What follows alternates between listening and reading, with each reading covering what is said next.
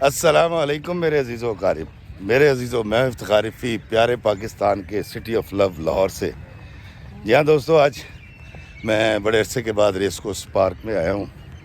اور ابھی راستے میں آتے ہوئے میرے ذہن میں بار بار ایک جملہ آ رہا تھا، اور وہ یہ تھا کہ اکثر بڑی بوڑھیاں یہ کہتی ہیں، ہمارے بڑے یہ کہتے ہیں کہ یار زندگی پہاڑ کی سی ہے، یا پہاڑ جیسی زندگی ہے، اور زندگی ایسے ہے جیسے پہاڑ سر کرنا۔ تو میں نے سوچا کہ پہاڑ سر کرنے کے جو سٹیپس ہیں وہ کیا ہوتے ہیں۔ وہ یہ ہے کہ اگر میں لاہور سے کسی پہاڑ کی طرف رخ کرتا ہوں تو میں یہاں سے تو اپنی گاڑی میں بڑی سپیڈ سے وہ 600-700 کلومیٹر دور جو پہاڑ میرے گھر سے لاہور سے ہے وہاں چلا جاتا ہوں 6-7-8-10 گھنٹوں میں۔ پھر ایک جگہ آتی ہے جہاں میری گاڑی نہیں جا سکتی، تو میں وہاں سے لیتا ہوں جیپ، اور جیپ پر بیٹھ کر اس میں کھڈے آتے ہیں اور سڑک خراب ہوتی ہے۔ السلام علیکم جی، کیسے ہیں آپ؟ السلام علیکم جی۔ سڑک خراب ہوتی ہے لیکن وہ جیپ ہمیں اپنی طاقت اور اپنی زور سے پہاڑ کی گودی میں لے جاتی ہے۔ پھر دوستو، پہاڑ کی گودی میں جب ہم پہنچ جاتے ہیں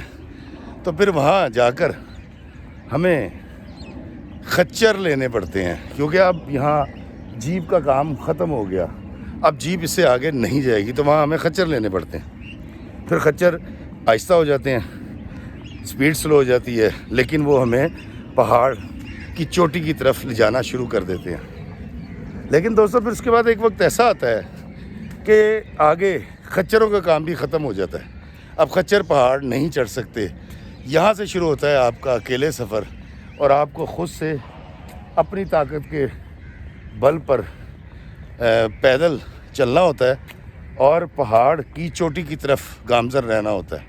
یہاں آپ تنہا ہوتے ہیں اور کوشش یہ کرتے ہیں کہ اپنے ساتھ کوئی وزن، کوئی فٹیک اٹھا کر نہ چلیں، یا کم از کم صرف اتنا سامان رکھیں جو آپ کو راستے میں کھانے پینے اور رہنے کے کام آئے، تھوڑا سا زیادہ رہا، جس کا وزن بہت زیادہ کم ہونا چاہیے۔ اور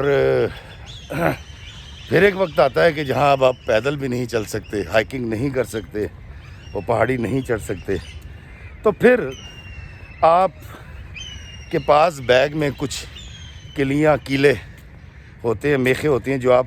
پہاڑ میں ٹھوکتے چلے جاتے ہیں، اور پھر رسی سے اس کو پروتے ہیں رسی کو، اور اس کے بعد آپ پہاڑ چڑھنا شروع کر دیتے ہیں۔ تو دوستو، اسی طریقے سے پھر آپ پہاڑ سر کر دیتے ہیں۔ مجھے ایسا لگتا ہے کہ زندگی بھی ایسی ہی ہے، اسی طریقے سے ہمیں زندگی کو سر کرنا ہے جیسے پہاڑ کو سر کرتے ہیں۔ اب جب میں نے غور کیا تو مجھے پتہ یہ چلا، جو ہماری انسانی زندگی ہے، اس زندگی کے اندر جب ہم اپنے جوانی میں ہوتے ہیں، جوش میں ہوتے ہیں، تو ہم پہاڑ کی طرف جب سفر کر رہے ہوتے ہیں یا اپنی زندگی کے ٹارگٹ کو اچیو کرنے جا رہے ہوتے ہیں، تو ہمارے اندر بڑی سپیڈ ہوتی ہے، ہم بڑے جوان ہوتے ہیں، تو وہ 600-700 کلومیٹر کا سفر جو پہاڑ کی گودی تک آپ کو لے کر جاتا ہے، وہاں تک آپ اپنی گاڑی کے اوپر 8-10 گھنٹے میں پہنچ جاتے ہیں۔ طاقت ہوتی ہے 30-35 سال سے پہلے کا جو وقت ہوتا ہے، یونیورسٹی سے نکلتے ہیں، سپیڈ بہت زیادہ ہوتی ہے، لیکن سپیڈ وہاں سلو ہو جاتی ہے جب یونیورسٹی سے نکلنے کے بعد، یا عملی زندگی میں آنے کے بعد، یا شادی ہو جانے کے بعد ہمیں یہ پتہ چلتا ہے کہ یار زندگی تو بڑی مشکل ہے، بیوی کا شیمپو بھی لانا ہے، بچوں کی فیسیں بھی دینی ہیں، نوکری کا بھی کوئی معاملہ اتنا اچھا نہیں چل رہا، کاروبار بھی زیادہ سیٹ نہیں ہو رہا۔ تو یہ وہ والا وقت ہے جہاں ہم جیپ میں بیٹھ جاتے ہیں۔ پھر جا کے جیپ سلو چلتی ہے، جاتی اوپر کی طرف ہی ہے، کھڈے بھی آتے ہیں، ناہموار سڑکیں بھی آتی ہیں، زندگی کی ناہمواریاں برداشت کر رہے ہوتے ہیں، اور پھر آہستہ آہستہ ایک وقت آتا ہے کہ جیپ ہمارا سالہ چھوڑ دی، تو پھر ہمیں آگے خچر پہ بیٹھ جانا ہے۔ خچر والا جو سلسلہ ہے، یہ وہ والا ہے کہ جب ہمارے بچے جوان ہو رہے ہوتے ہیں اور ہم ان کے لیے رشتے ڈھونڈ رہے ہوتے ہیں اور ان کی شادیاں کر رہے ہوتے ہیں، اپنی بیٹی بھی آ دیتے ہیں، اپنا بیٹا بھی آ دیتے ہیں، اور میاں بیوی بڑے خوش ہوتے ہیں، تالی بھی جاتے ہیں خوش ہو کے۔ پھر جو خچر بھی جہاں آگے پہاڑ نہیں چڑھتا، وہاں سے پھر وہ وقت شروع ہو جاتا ہے جہاں اپنے تنہا سفر کرنا ہوتا ہے، پیدل چلنا ہوتا ہے، ہائیکنگ کرنی ہوتی ہے۔ تو یہ وہ وقت آتا ہے کہ جب میرے بیٹے شادی کے بعد اپنی بیٹیوں، بیوی، بچوں میں مگن ہو جاتے ہیں، یا میری بیٹی بھی آگے اپنے گھر چلی جاتی ہے اور اپنے بچوں کی پرورش کر رہی ہوتی ہے، تو یہاں میں اور میری بیوی، یہاں میری زندگی تنہا رہ جاتی ہے۔ یہ سفر مجھے تنہا کرنا ہے، ہائکنگ کرنی ہے، احتیاط اور زیادہ کرنی ہے۔ اب میرے پاس کوئی چانس نہیں ہے، جس طرح میں جب گھر سے لاہور سے نکلا تھا تو کٹ مار رہا تھا، اوور سپیڈنگ کر رہا تھا، یہاں سپیڈ بھی سلو ہو جاتی ہے، آپ تنہا بھی رہ جاتے ہیں، لیکن چڑھائی چڑھنی بند نہیں کرتے آپ۔ پھر اس کے بعد ایک وقت آتا ہے کہ اگر اللہ تعالیٰ اس سے بھی زیادہ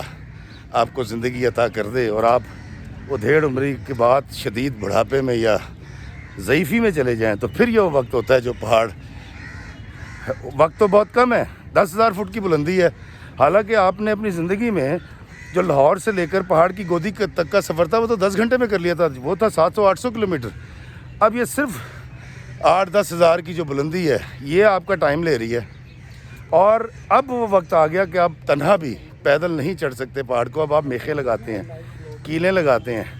اور رسیاں باندھ کر رسیوں کے سہارے اوپر کی طرف جا رہے ہوتے ہیں۔ وہ زیادہ نہیں ہوتا، شاید 100 فٹ ہوتا ہوگا، 200 فٹ ہوتا ہوگا، جہاں آپ کو اس طرح میخیں لگا کر چڑھنا ہوتا ہے،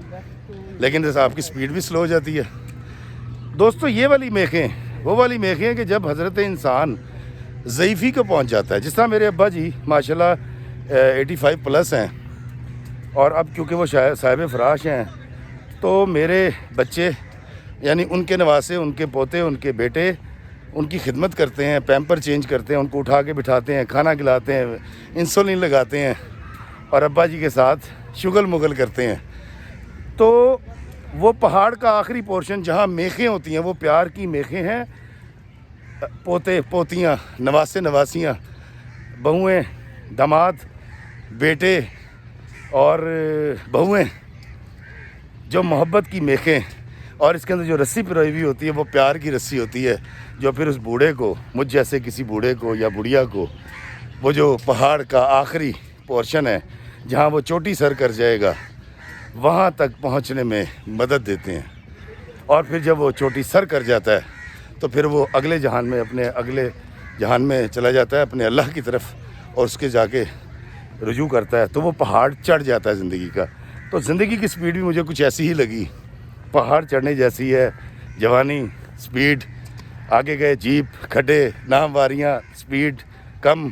اس سے کم، خچر اس سے کم، پیدل اس سے کم، اور آخر میں وہ میخیں، محبت کی میخیں۔ تو اللہ تعالیٰ افتخار افی کو اپنے بڑوں کے لیے، اپنے ماں باپ کے لیے زندگی کے وہ جو آخری منازل ہوتی ہیں، پہاڑ کی چوٹی کا قریبی جو حصہ رہ جاتا ہے، اس میں میخیں بننے کی توفیق عطا فرمائے۔ اللہ تعالیٰ ہم سب کو اپنے ماں باپ کے لیے باعث رحمت بنائے، باعث برکت بنائے۔ اللہ تعالیٰ ہمیں اپنے ماں باپ کی خدمت کرنے کی توفیق عطا فرمائے۔ اللہ تعالیٰ ہم سب کو آسانیاں عطا فرمائے اور آسانیاں تقسیم کرنے کا شرف عطا فرمائے۔ آمین۔ السلام علیکم ورحمۃ اللہ وبرکاتہ۔